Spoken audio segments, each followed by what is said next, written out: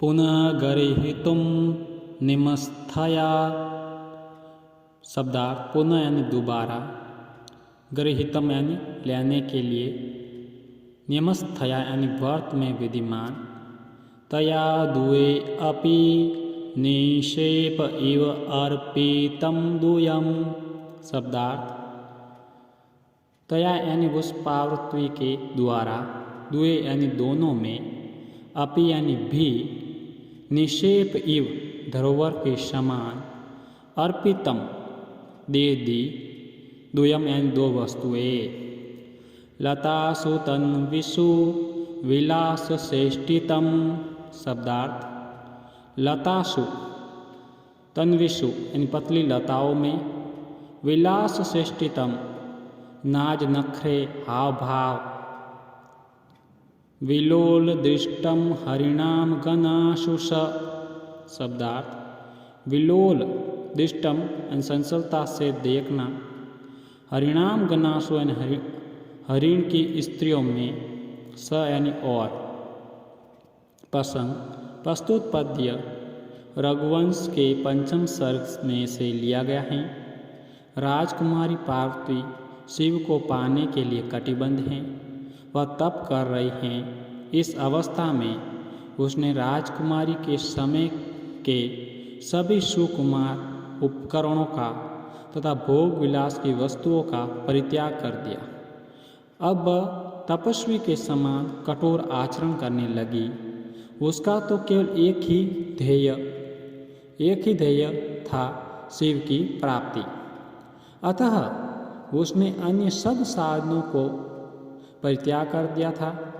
उसे अपने इस आचरण पर भी दृढ़ विश्वास था कि वह अपने मनोरथ को अवश्य प्राप्त करेंगी। कवि कालिदास इसी का वर्णन कर रहा है। हिंदी अनुवाद। तपस्या के नियम को पालन करने वाली उसने अपने हाव भाव और चंचल दृष्टि इन दोनों को क्रम से पतली लताओं और हिरणियों दोनों के पास फिर लेने के लिए धरोहर की तरह रख दिया। अतंद्रिता सा स्वयं एव वृषकान।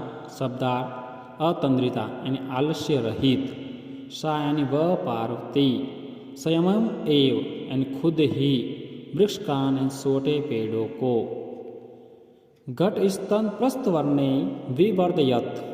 शब्दार्थ घट स्तन प्रस्थवर्णे यानी घड़े रूपी स्तनों के जल से, विवर्धयत बढ़ाया, गो अपि येषां परतमाप्त जननानाम।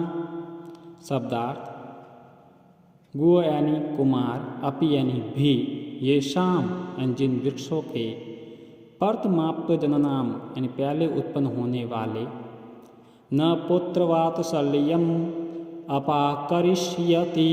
शब्दार्थ न यानी नहीं, पुत्रवात्सल्यम यानी सुत के प्रेम को, अपाकरिष्यति हटा देगा, दूर कर देगा।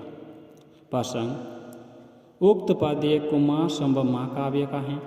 इसमें पार्वती का विवाह शिव के साथ संपन्न होता है और उनके पुत्र कुमार स्वामी कार्तिकेय षडानन देव सेनापति से तारकासुर का वध किया जाता है। पार्वती का शिव के साथ विवाह होने से पूर्व का यहाँ वर्णन चल रहा है। शिव को पति रूप में पाना कोई सामान्य कार्य नहीं है, इसीलिए पार्वती ने इस कार्य के लिए तपस्या का सहारा लिया और मुनियों के समान अपने कार्य में तत्पर हो गई। उस स्थिति में उसने जटाएं बढ़ाई, वक्ल वस्त्र पहना और भूमि पर ही सहन प्रारंभ किया। इस पद्य में बताया जा रहा है कि वह तपोवन के छोटे छोटे वृक्षों को सहम जल से सींचती थी और पार्वती के मन में उनके प्रति पुत्र सा स्नेह था। हिंदी अनुवाद। आलस्य रहित हुई वह पार्वती अपने आप ही छोटे छोटे वृक्षों को घड़े रूपी स्तनों के जल से सींचती थी। वह भी पूर्व उत्पन्न उनके लिए पार्वती के पुत्र प्रेम को दूर न कर सकेगा।